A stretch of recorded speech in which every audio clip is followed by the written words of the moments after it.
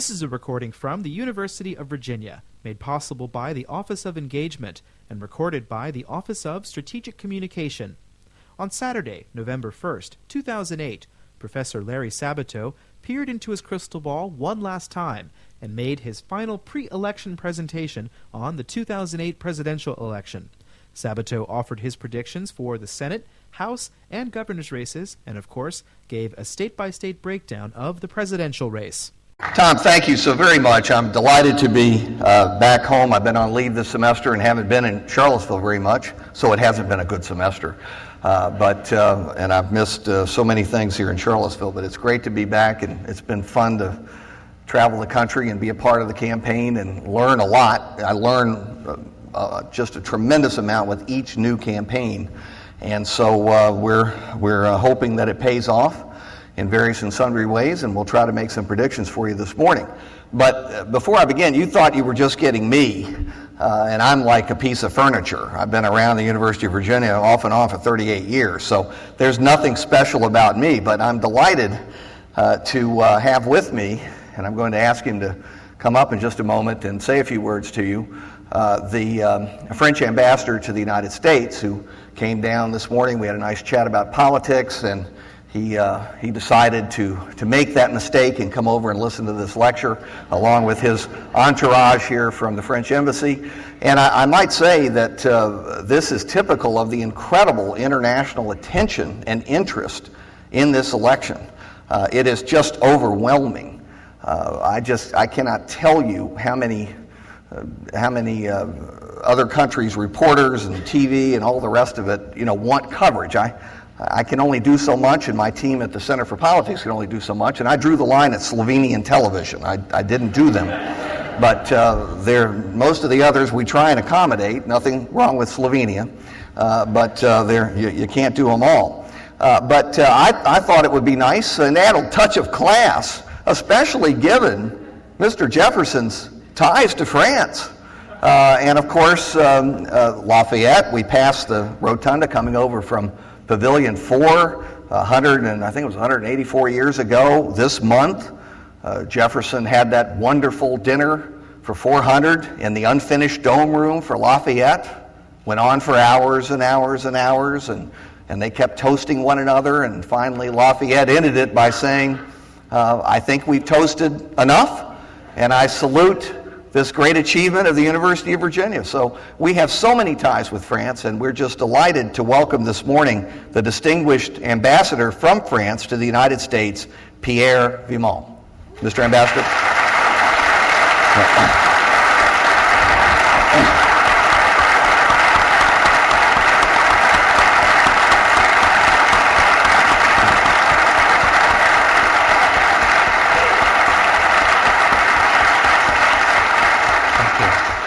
Thank you. I'll be very short because I think what you want to hear is Professor Sabato, and maybe I made the mistake of coming here, but you too, so we're all on the same side.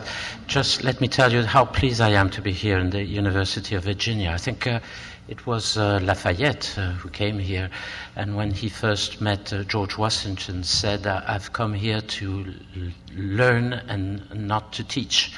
Coming from a Frenchman, usually very arrogant, that was something. So I really came here to learn about your politics, and Professor Sabato was telling really the truth. There is a huge interest, not only in my country, but all over Europe, to your election, that it's been looked at with immense interest, great attention. So we're looking forward to that. And just a last point with regard to the Slovenian television. I already got some reports. They love it, and they want some more, Professor. Thank you very much to all of you. Wonderful. Thank you. That's marvelous. Thank you so much.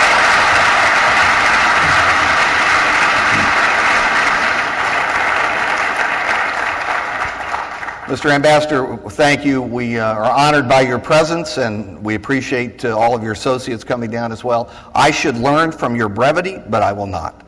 But we're going to they know me, and it's impossible.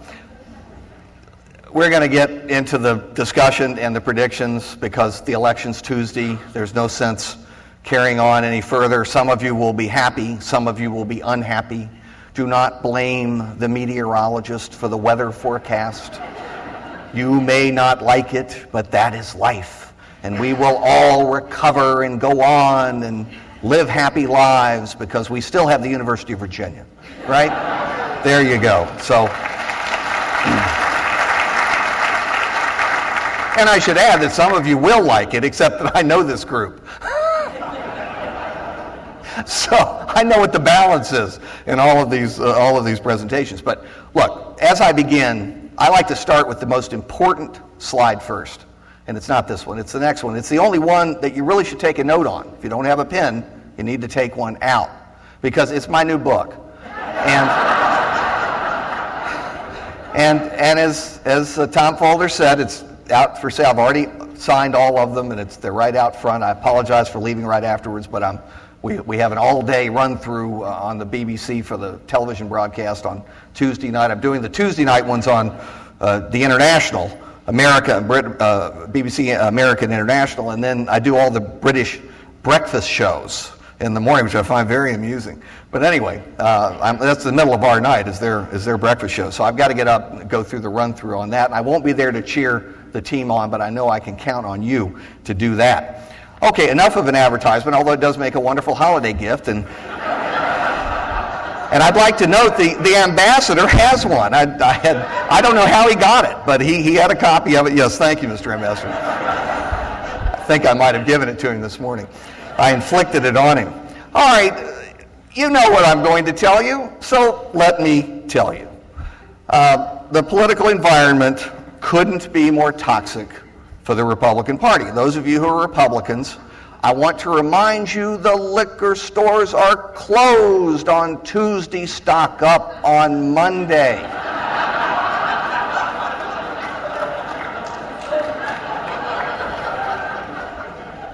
That's a nice way of telling them what's going to happen.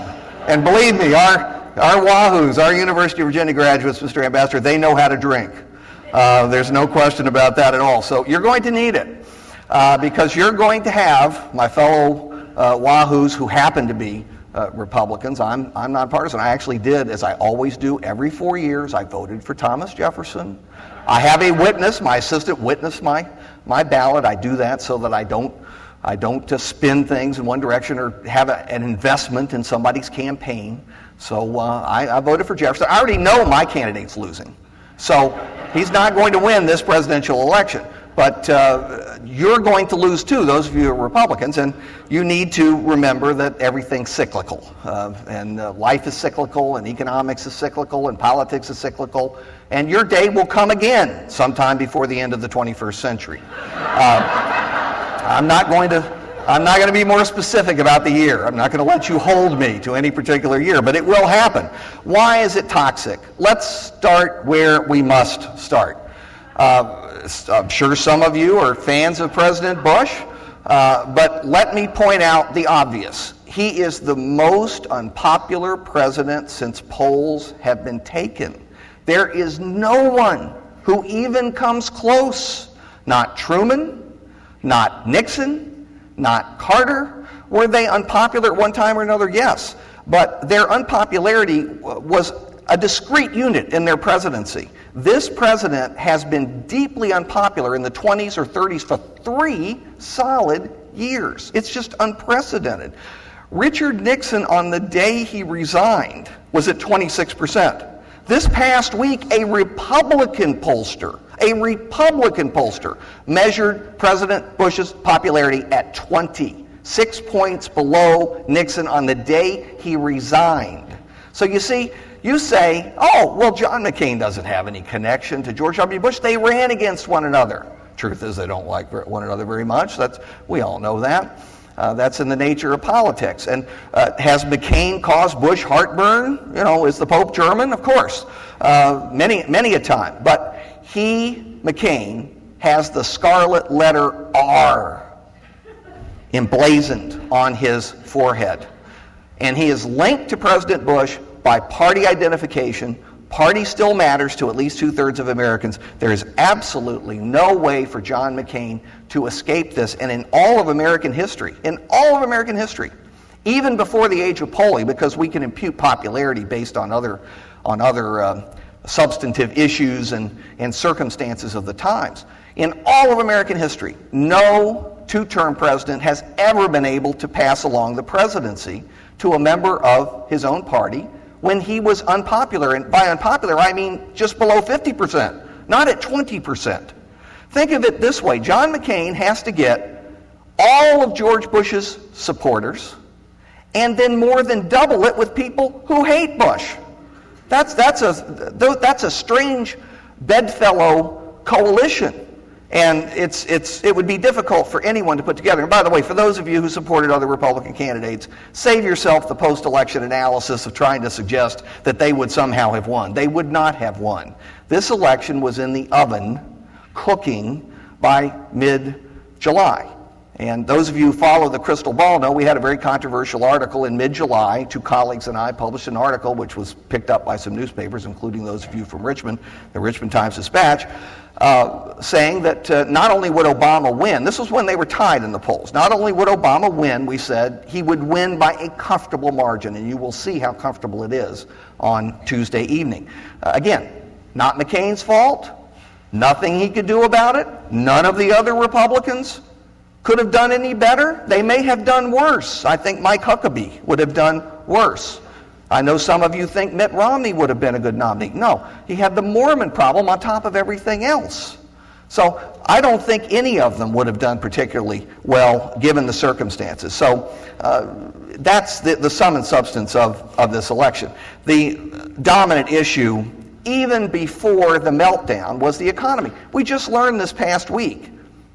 What was obvious even in the summer, the economy was barely chugging along, and we entered a recession in the third quarter, and certainly the fourth quarter data will be much worse. And so you need 2 consecutive quarters of negative growth to produce a recession. How long will it be? How long will it last? I can't tell you. I'm not an economist. I'm not a lawyer. And my other habits are also good. So I cannot tell you how long it will last. But I can tell you this. It occurred at the worst possible moment for an incumbent party. If you have a recession, you want to get it over early in your term. If you have to have it at midterm, you want it to be a shallow recession. But you cannot get elected if you have a recession during the election year, much less in the 2 quarters centered around the election, which is exactly what has happened here. Now remember, that was before the meltdown. And then, as of mid-September, came the meltdown. And John McCain, as he had freely admitted, was no expert in economics. It's something he never focused on. He didn't know what to say. He actually said, as the market was falling, the fundamentals of the American economy are sound. Now, maybe they are, in the sense that we'll survive and we'll muddle through the way we always do. We'll get through these recessions. With your help, you saw that terrible story this morning about our endowment taking that $600 million hit. And I know some of you have taken a hit too. We all have. But of course, at the end of the year, I know you'll step up to the plate, not just for the University of Virginia, but for the Center for Politics. And knowing that these are tough times, you will increase your contribution, or at least keep it the same. By the way, when you get that little card from the Alumni Association, there's a blank space. You write in the Center for Politics. They can't add our name. You see, it's not a tradition to add things to the card. So I thought I would mention that you actually have to write it in, but you're very bright people. You're University of Virginia graduates. I know you'll remember to do that. So anyway, back to the subject. The economy, here's the reason this was so bad. Now, I know this crowd, and almost all of you have investments. We're proud of you for doing so well. And you have your 401k and your IRA and your mutual fund investments and your stock portfolios. And when did the stock market crash occur? In mid-September. Dramatic. A 30-some% decline just in time for the quarterly statements, which were sent out October 1st.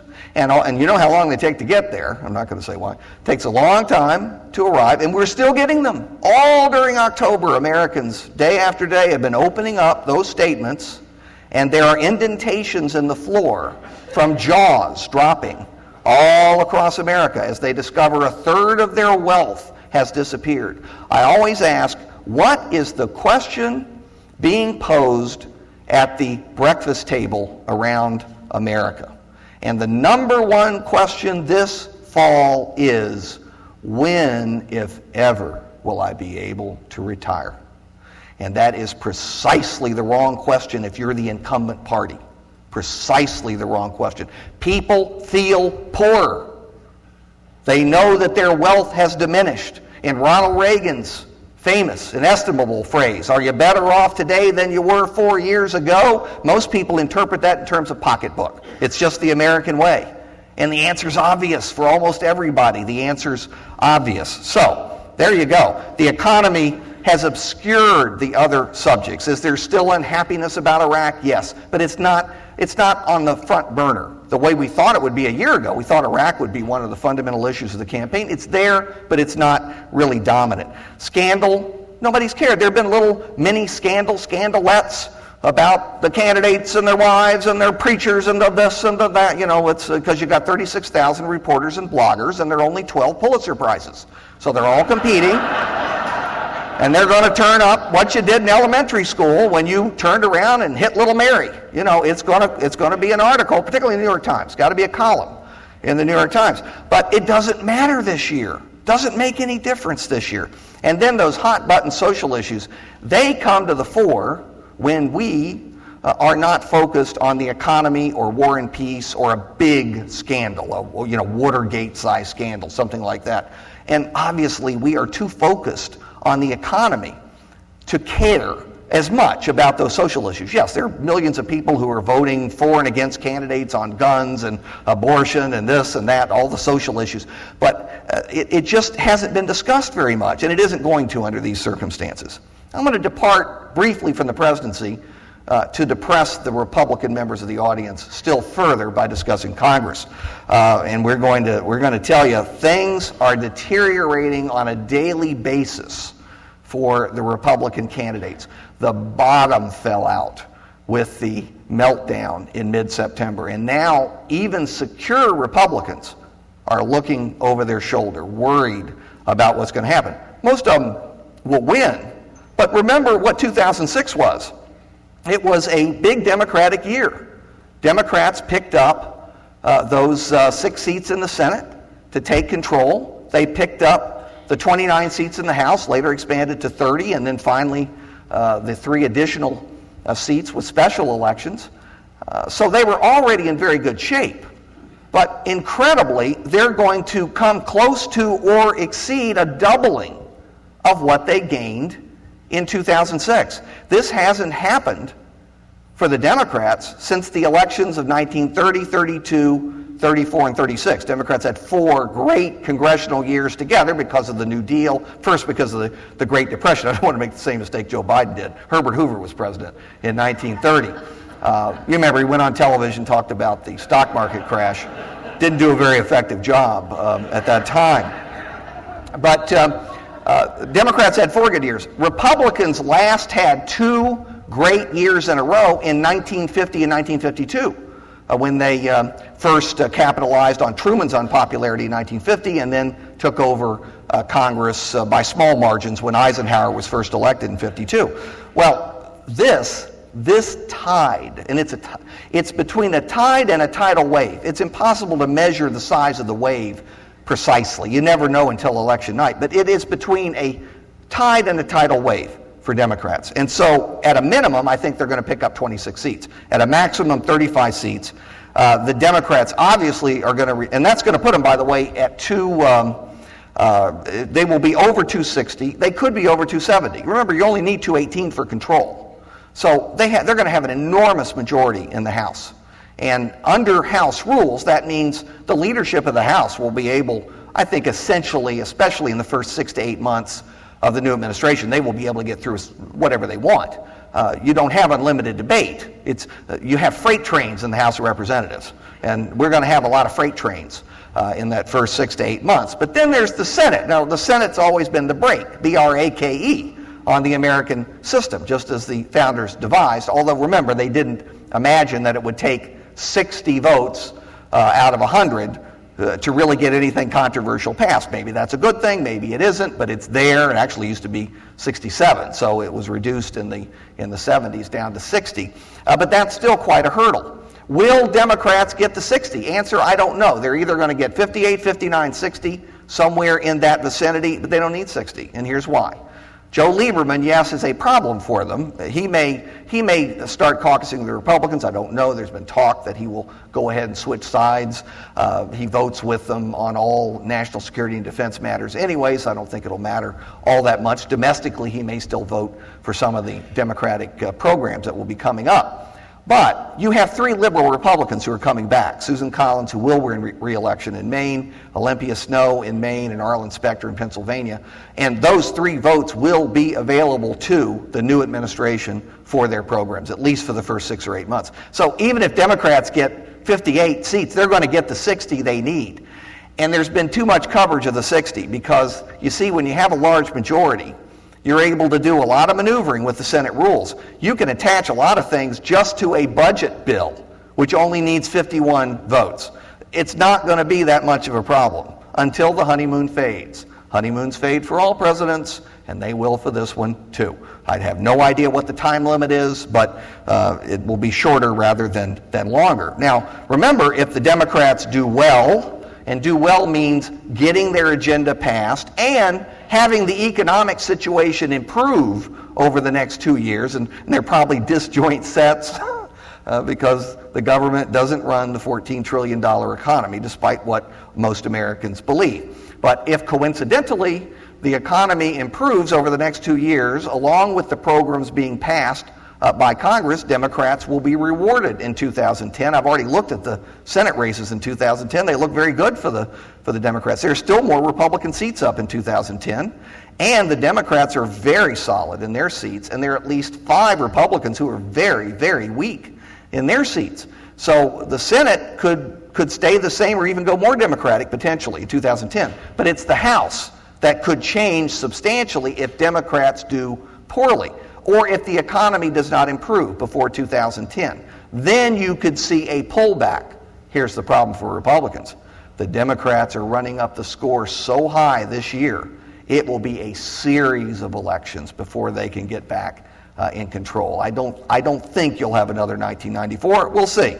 You know, that's 2 years off, and I reserve the right to discuss that at the appropriate time. All right, well, let's run through some of the, I know some of you are interested in Senate races. We'll do this very quickly because some of these are easy, like this one. I mean, let's not even talk about it.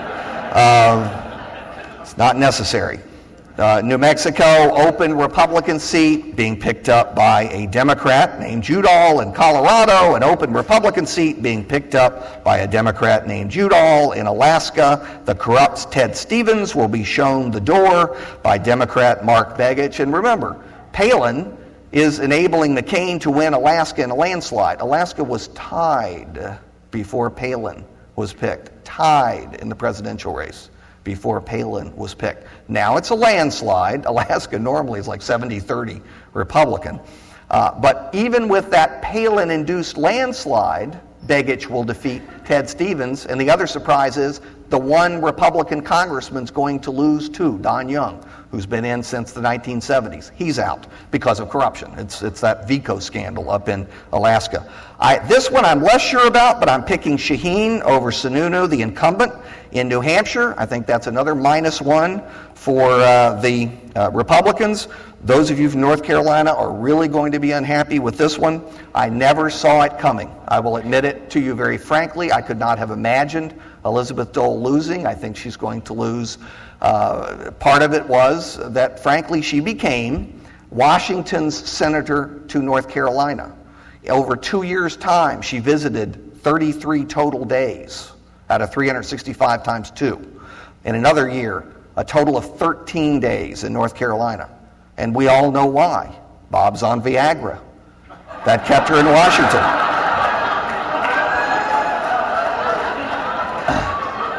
So I have great sympathy for Elizabeth Dole. It's not her fault. Now, she's got a very tough ad on. That's a very nasty ad. Maybe it'll save her.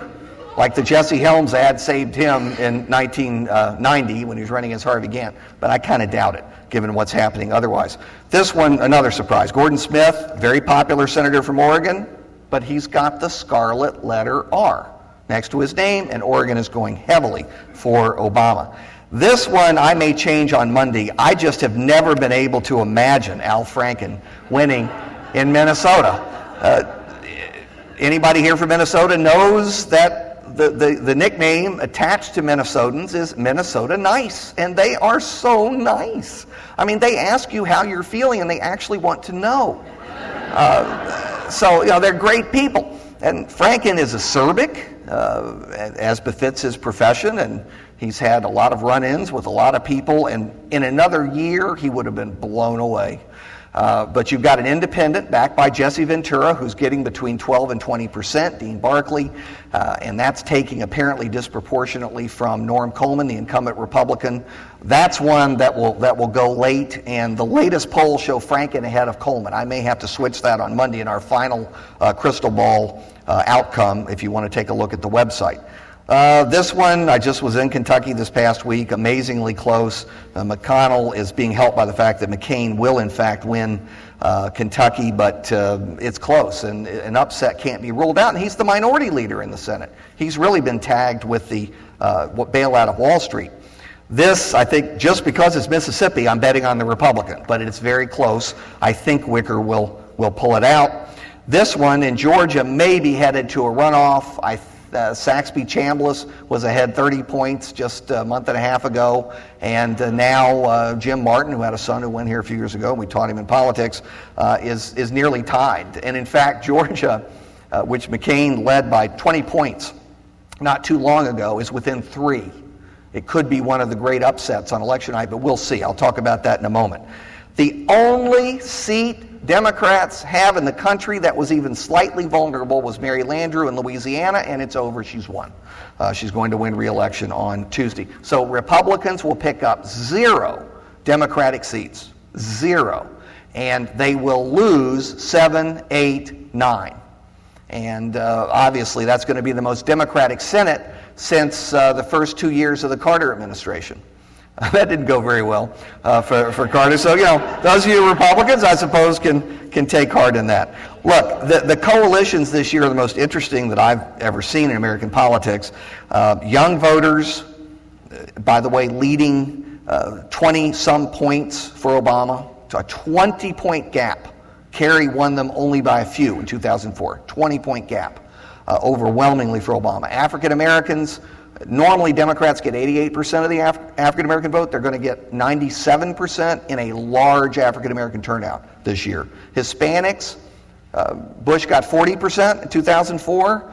If McCain hits 33, I'll be surprised. I mean, that's how bad it is for McCain among minorities.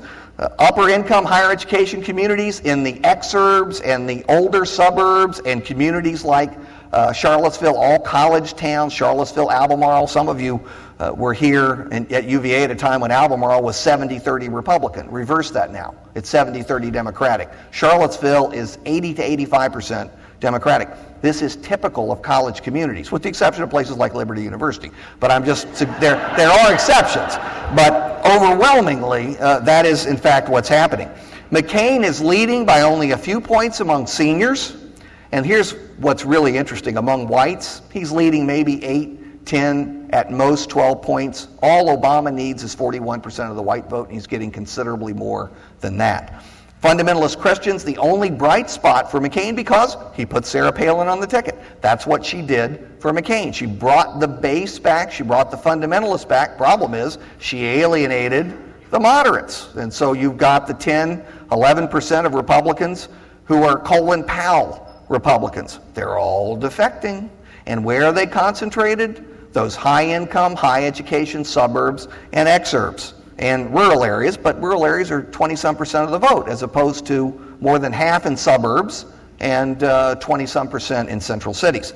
So the target groups so far have been leaning to Obama. Asians clearly leaning to Obama. Swing independents, 4 or 5 points to Obama. White women to Obama. Working class men have been leaning McCain, but not nearly by the margin expected, and we'll see whether that holds up. I've had this placard up, this slide up for months. Haven't changed it because this was the easiest campaign in the world. It was even easier than Bill Clinton's in 1992 because Obama simply had to look back to Bill Clinton's campaign in 1992. It's the economy, stupid. It's the economy, stupid. Senator, how do you like the weather today? The weather is good here, but it's bad in a lot of parts of the country, and it's really damaged our economy. Nice shoes, Senator. Isn't it a tragedy that we no longer produce shoes in this country? All those jobs have gone abroad. You just keep talking about the economy. That's all you say. An answer to every question. He took him a while to get it. He's a Harvard lawyer. Took him a while to get it. He was asked the time of day. He always told you how to make a watch. Finally, he's telling you the time, and that's helping. All he had to do was convince people that John McCain was George Bush's third term, and it has been done, as I will show you in a moment. He is outspending McCain. This is the first, Clinton outspent Dole in 96, but I don't even count that as a race. We go back to even the Watergate period. Democrats did not outspend Republicans. They spent equally in 76. The last time that a Democrat dramatically outspent a Republican was Lyndon Johnson in 1964. Some of the states you'll see fall into Obama's camp on Tuesday night will be voting for their first Democrat since 1964. Don't forget, Bill Clinton never won a majority. He won 43% and 49%. Jimmy Carter got the barest of majorities, 50.2%. You will have your best Democratic showing in the popular vote since 1964 on Tuesday night. The Democrats have totally outclassed the Republicans in turnout and registration operations. Look at that enthusiasm gap producing millions of early votes for Obama. He's leading by a mile in the states where the polls have been done of early voters. It's not even close. Now, Republicans will catch up on Election Day to a certain degree, but it tells you who really wants to get out there and vote, who's chomping at the bit, who cares, who's enthusiastic. This year it's the Democrats. In 2004, the Republicans won that, hands down. The enthusiasm gap favored Bush over Kerry in 2004. I'm going to talk about the electoral map in a moment. The greatest accomplishment for Barack Obama has been keeping the Clintons engaged because, as you know, their goal was a little bit different, as I'll show you in a moment. I'll just summarize what I've said. Here's the summary of the election, okay? That's the summary of the election.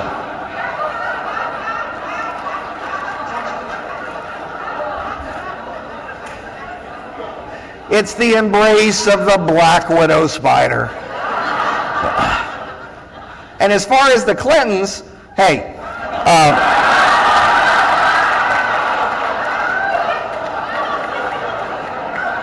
bye-bye.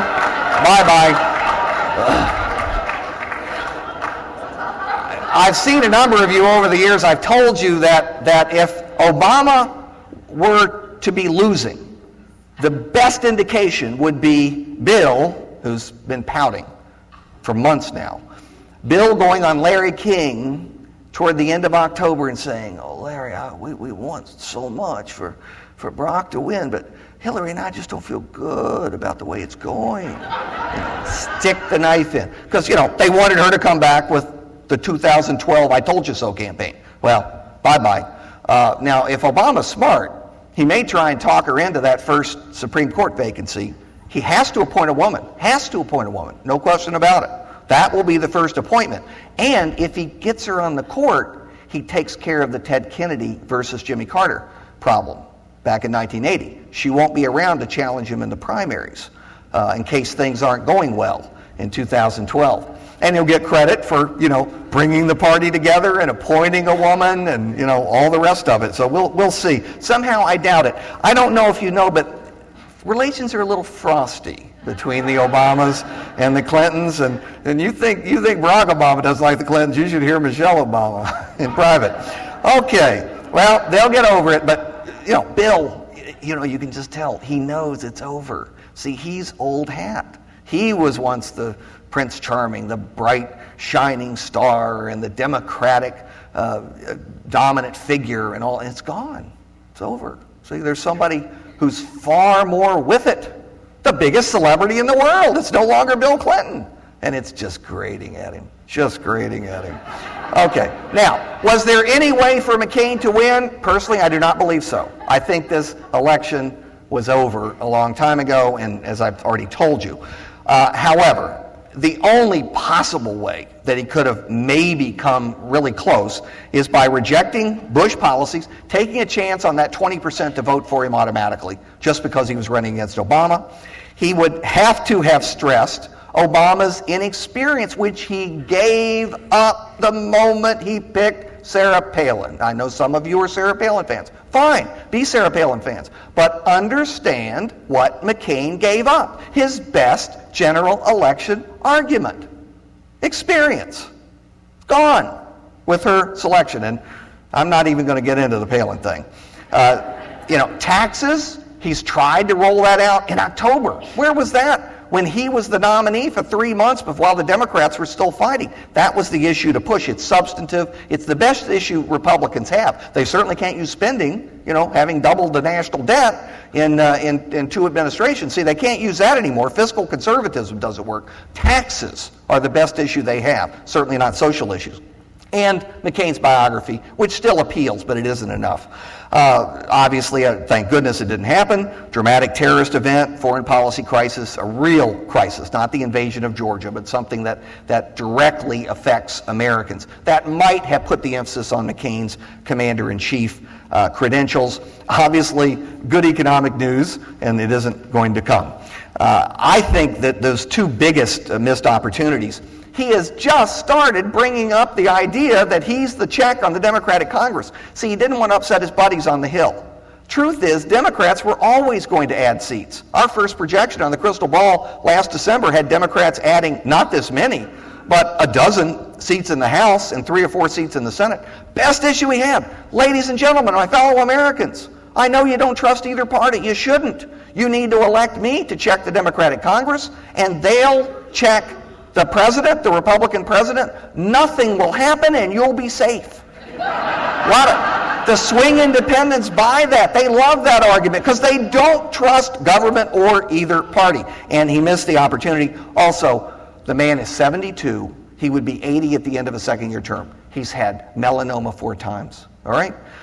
He needed to pick, first of all, a strong vice president, which he didn't do, somebody who could immediately be seen as succeeding to the presidency if needed. But he also needed to get up at the Republican convention on that last day's speech and say, my fellow Americans, the calendar doesn't lie. It's vital that I admit that. I'm ready for one last assignment. I am vigorous. I can handle these next 4 years. I shouldn't run for a second term. And here's the advantage for you. By not running, I banish politics from the Oval Office, and every day I will bring Democrats and Republicans together to work on America's problems so we'll have substance instead of politics for a change. He didn't do it. They debated that in the campaign for a while, but naturally they never want to give up power before they have to. I've got to be honest, I'm not a fan of either vice presidential candidate. I think both presidential candidates could have done better. Biden was an acceptable choice in that he filled the foreign policy gap in the resume for Obama, but I don't think Biden is nearly as outstanding as some people do. I've already put in a bid to a publisher for a book entitled The Book of Biden Gaffes. The publisher came back to me and said, I can't publish something as long as we're in peace. Which it will probably be by the end of 8 years. I mean, the man's a gaffe machine. It's just hilarious. Look at the number of mistakes he's made with all those handlers around him as the vice presidential candidate. You may not know this, but he is no longer allowed to talk to anybody. I mean, he has to stick to the script. He can salute the band for a great song, but that's it. And Obama laid down the law. They'd had it with Biden after about the 5th major gaffe. And look at what's going to happen during the administration. And Sarah Palin, I'm just not going to get into it. She's been battered enough, and there's plenty of justification for it, but I'm going to leave that alone for the time being. Our static electoral map is over. New Mexico, Iowa, and New Hampshire, the only states that change sides, all the blue states staying blue in 2000 and 2004, all the red states staying red. Let's take a look at what I think will happen Tuesday night. And I'm still debating some of these, and we'll have the final calls on Monday on the crystal ball. the important thing for you to know is every blue state from 2004 is staying blue. Every one of them. Forget about what McCain's doing in Pennsylvania. I don't know the margin there. I simply know that it will be extremely difficult for McCain to make a breakthrough in Pennsylvania. His other hope was New Hampshire, and it's even worse for McCain in New Hampshire. A massive Obama margin has opened up there, and I know what you're going to tell me.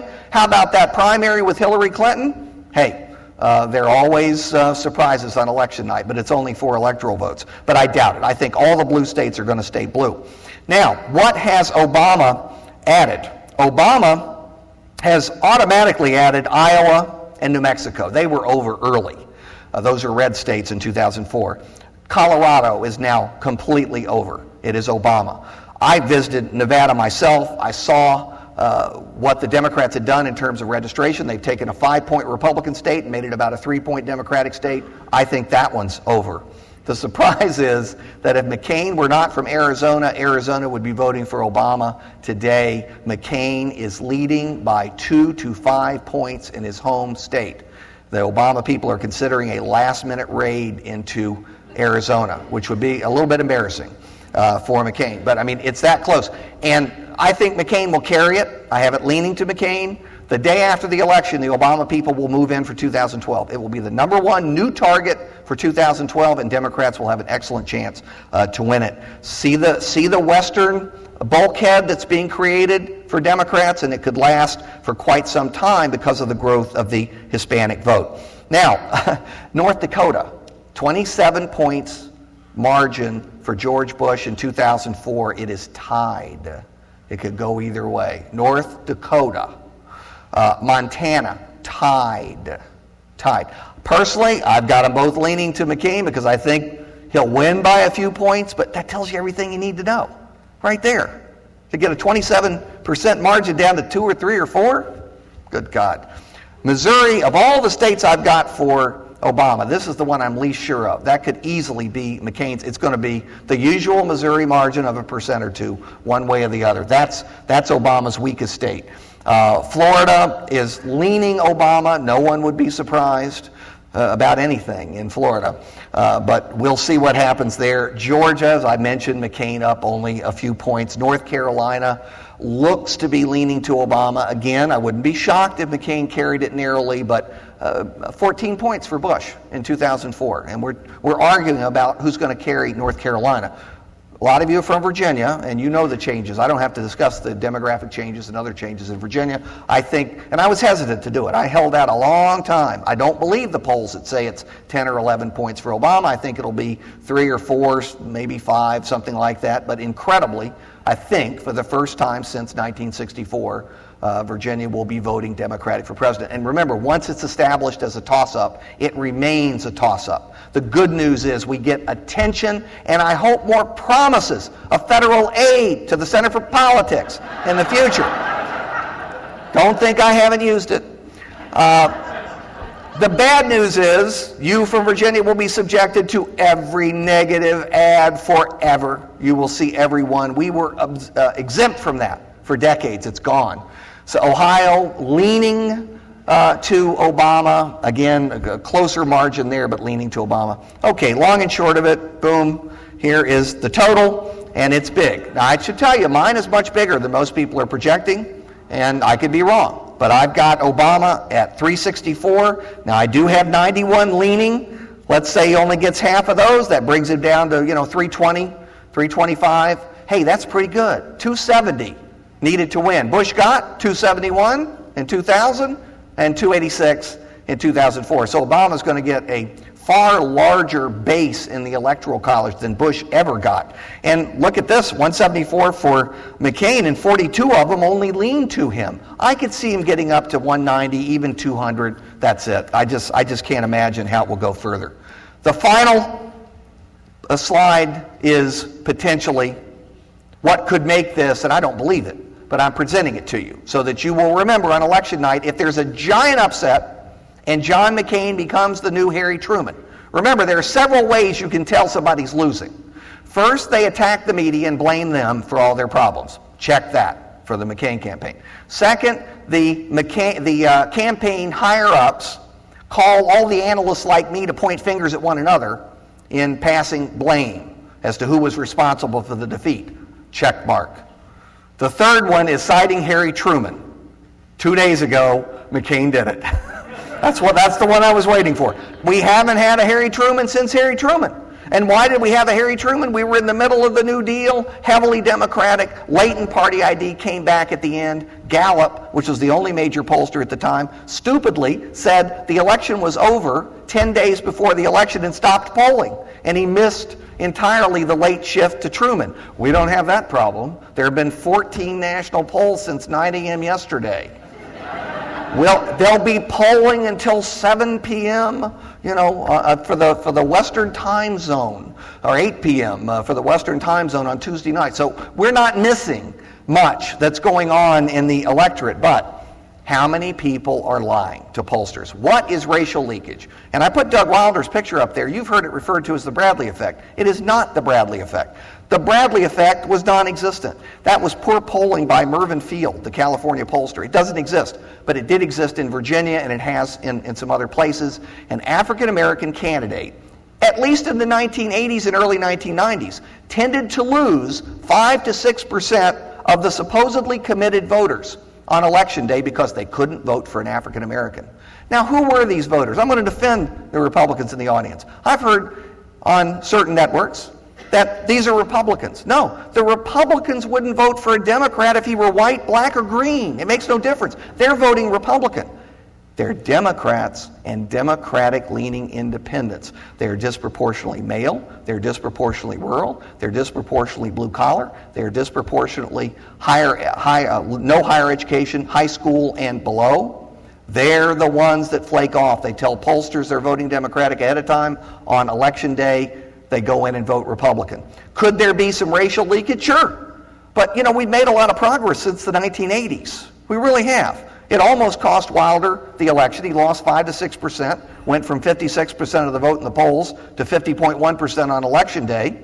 It could happen, but I would think it would be a point or two at most, and it's being counteracted by the rush of young people who are attracted to Obama's multiracial background, by the enormous turnout of African Americans and other minorities. So, I think this is overdone. It's overdone. But if it happens, you remember those two words, because that's going to be it. Remember who did it.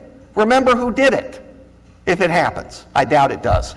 Okay, the fat lady is singing. In my view, the fat lady is singing, and what a delightful person she is. And while I take a couple of questions, while we still got time, I want to push that book again. Thank you very much.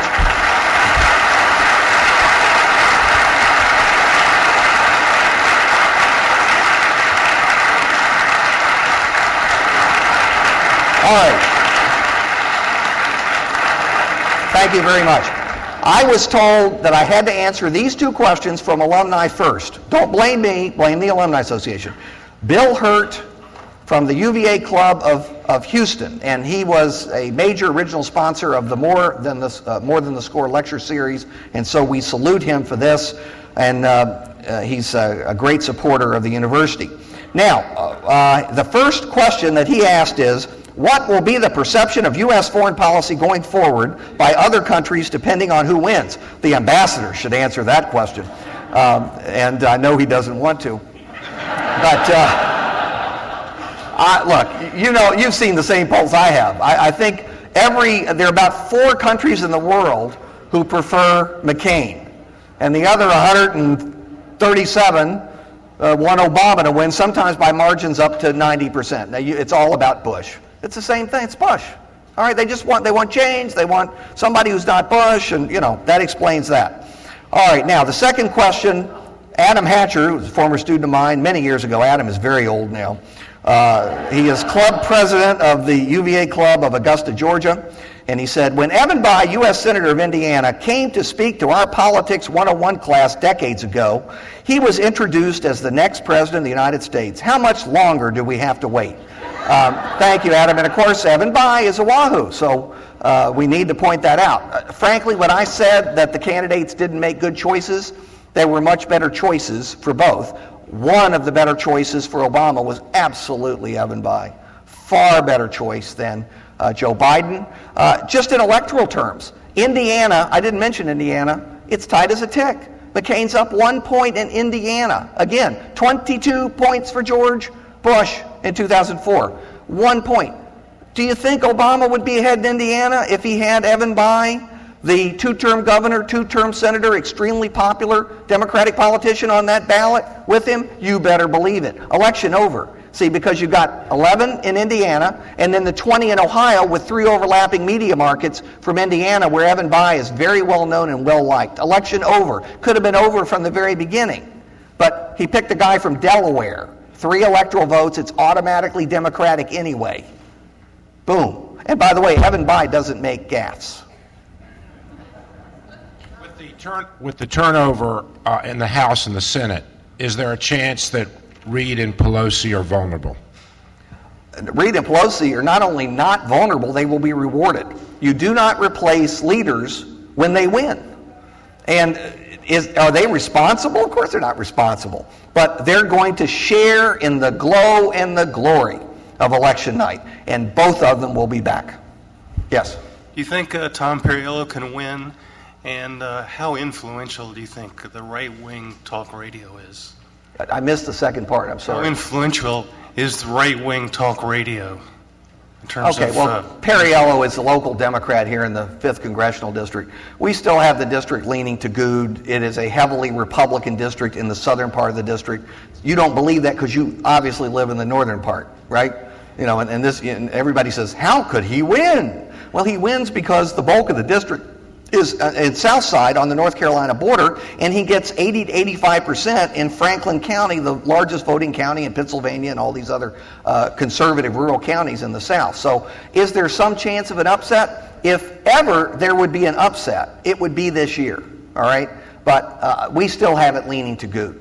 All right, there's one guaranteed Democratic turnover in Virginia up in the 11th. Jerry Connolly will win Tom Davis's seat. By the way, Davis visited me. I got to show you this. I carry this with me now as a warning about what could happen. Davis came by to see me. Congressman Tom Davis, moderate Republican, would have made a much better candidate for the Senate this year, in case you're interested.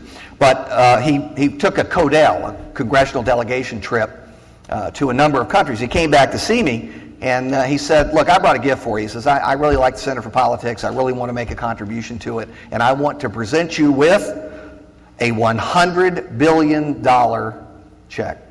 And it's a bill. I mean, it's $100 billion. The problem is it's from Zimbabwe. This buys a small loaf of bread if it's available. $100 billion. And that's what I worry about for everybody's future, with stagflation and inflation and deflation and lots of things going on, and we hope it doesn't happen. I don't want to be too pessimistic. All right, who's next? I don't know who's next. Looking to the future, who becomes the leader or the front runner in the Republican Party on Wednesday morning? Great question. Who's the leader? Look, sir, I tell you, the way I look at it, again, speaking to those of you Republicans, and again, I'm worried about, I hope you've got your antidepressants. You know, you don't need the liquor. You can take antidepressants. They're probably healthier for you. But I want you to think about this. You're actually better off to have the house burn to the ground. Here's what happens when a house only burns halfway to the ground. You try and rebuild that half and graft it on to the remaining piece of the old house, and it doesn't fit, and it doesn't look good, and the technology won't work. It's better to burn to the ground. Then you can rebuild in a modern way a new party.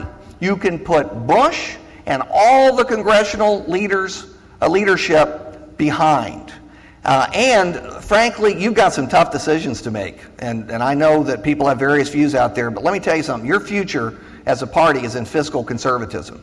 If you continue on this track of right-wing social conservatism on a lot of these social issues that I mentioned, you are going to permanently lose this young generation that I'm teaching right now. They do not agree with the positions of my generation and your generation on those social issues. They just don't.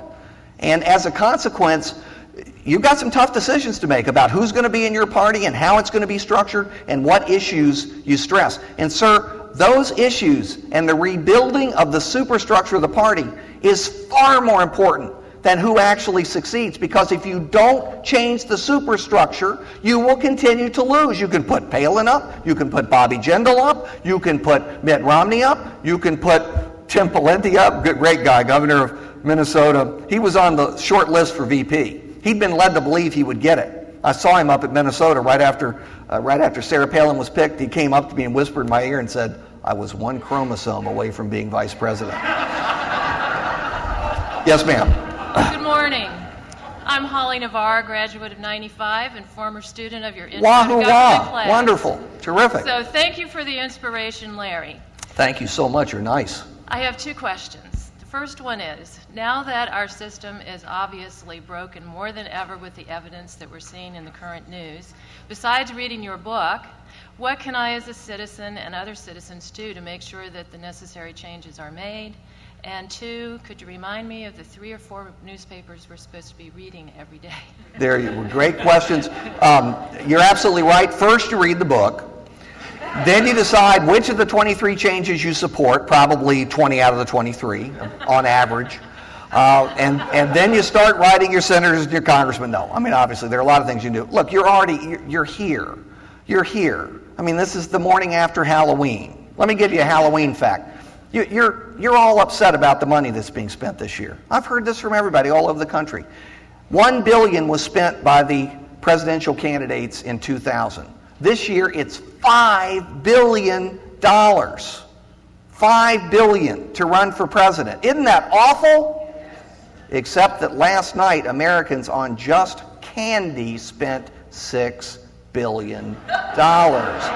Now, some of you may disagree with me, but I have to think picking a president is more important than Halloween. But you're here. You're serious. You obviously weren't out trick-or-treating all night. And I appreciate it. Living on the lawn, there others were. Most of them didn't have clothes, if you know what I mean. So you're doing what you're supposed to be doing. Just keep doing it. Stay active in parties and interest groups and all the rest. You're asking me to endorse newspapers. Look, here is the great thing about our modern media system. I hear people talk all the time about media bias. Of course there's media bias. There's media bias all over the place in lots of different directions. And it depends on the commentator, not just the station. Do you know how much better it is today than it used to be? Think about this. We've got thousands of outlets, thousands of blogs, all these news channels, all the other internet-based operations that enable us to get news in new ways. Every one of us should have a separate news organization. How? You bookmark the ones that you like, but I hope also a few that challenge you to think about things you may not agree with. That's important too, if only to come up with counter arguments. And every morning you go through your bookmarks and you look at those publications. The Americans who are in trouble, in my view, are the ones who look at just 1 or 2 or 3 news channels or newspapers all the time, because the probability is they're getting only 1 or 2 sides of very complicated issues. Now, let me take a couple of more questions. Thank you so much, and have a wonderful day. Is anybody paying attention to the national debt, and is it likely something's going to be done about it? When we take a look at the current national debt, you add that unfunded liabilities, guarantees of this government, you take a look at the borrowing from the Social Security funds, from Medicare fund, arguably it could be $45 trillion right now, most of which the actual debt itself is being funded by countries that are not our best friends. And if they were to pull the plug, demand payment, where would we be? So is anybody paying attention to that at all in Washington? Where is Ross Perot when we really need him? Where are those pie charts? Look, it's not just the $10 trillion debt. We have $53 trillion of other commitments already made for Social Security, Medicare, veterans benefits, between now and 2050. 53 trillion on top of the 10 trillion. I have a hard time going into the classroom and facing young people. I think my generation, and I'm sorry, baby boomers, we have been the most selfish generation in American history. So unlike the Depression babies, so unlike the World War II generation, we're selfish. We want it all now. We want to buy it on credit, and what the heck, somebody will be there to inherit the debt. And we're going to have to lower expectations. Boy, is it going to be painful. We are going to have to work a couple of years longer, at least a couple of years longer than we planned on. And we're not going to have Social Security benefits as high as we had hoped. And we're not going to have all of the coverage that we may have wanted under health care, even with the new health care system. It's not going to be possible. We're bankrupt. We're bankrupt. And that's why I've laughed during this presidential campaign. John McCain lives in Disneyland. Barack Obama lives in Disney World. They're passing out spending programs and tax cuts, and like there's no tomorrow. And you know what both of them are saying to us? They're saying, elect me and I'm going to institute my hot fudge sundae diet. You're going to love it. You love hot fudge sundaes, and you're going to lose weight too. No, you're not going to lose weight. And the food pyramid is being cheated, with the hot fudge sundae. So yeah, it gets me upset. Can you tell? All right. I realize your business is to look at current trends and model what will happen in the future. But I wonder if you would be willing to step back and speculate what this would look like, what this election would look like now if Hillary Clinton had gotten the nomination. Sure. That's a great question. I believe that any Democrat would have won this election. Had she gotten a few more delegate votes, she would next Tuesday have been president-elect of the United States. Here's the difference. Barack Obama had a much higher ceiling for electoral votes than she did. I believe she would be competitive in Florida. She would not be competitive in North Carolina. Not a chance Virginia would be voting for Hillary Clinton. I can go through the other states if you like. She would have gotten 286, 290. That's just fine. I mean, 270, you win. But I'm just saying the Clintons are polarizers. They always have been, they always will be. So they would have polarized the country despite the unpopularity of George Bush. So as a result, if you're a Democrat, she would have started out in a weaker position than Obama's likely to. If you're a Republican, you'd be delighted by that. She would have started out in a weaker position than Barack Obama is likely to do. But I think she would have won, but with fewer electoral votes. Yes? With regard to the Bradley effect, do you think it's actually some Democrats lying to pollsters who they don't even know, or do you think it's more likely that it's more of a pro-black bias on the part of some Democrats who early on say, black person running that's never been in this seat before, never been governor, never been president, let's give him a chance. But then as it gets closer, they decide to vote on the merits, which in some cases for some people would be the white candidate. Well, that's an interesting interpretation. Look, I saw this with the Wilder election. It was cool to be for the African American candidate. Not just for young people, but also for middle-aged people who had grown up during massive resistance, who had endured the 60s and were embarrassed about the Jim Crow laws. In retrospect, they may have supported them at the time. Voting for Doug Wilder became a badge of honor, at least in public, because it said, I'm with it. I'm with it. I'm not racist. I'm racially tolerant. Right? And there is some of that with Obama, no question about it. But again, the world has changed dramatically. And the country is not the Virginia of 19 years ago. It's much more moderate as a whole than Virginia is now or ever was, for sure. So there's maybe some voters who fall into your category, and we're going to study this for years. The great news is that this is going to produce a lot of business for me. And that's what's really important. All right, we got two more questions. I think we got to go after that. Let me get, I don't know who's next.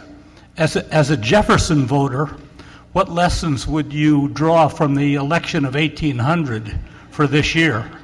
Dear God, no. Let's hope it doesn't happen again. Because we don't, first of all, there's no one as cowardly and vicious and vile as Aaron Burr in this election. I want you to know that, okay?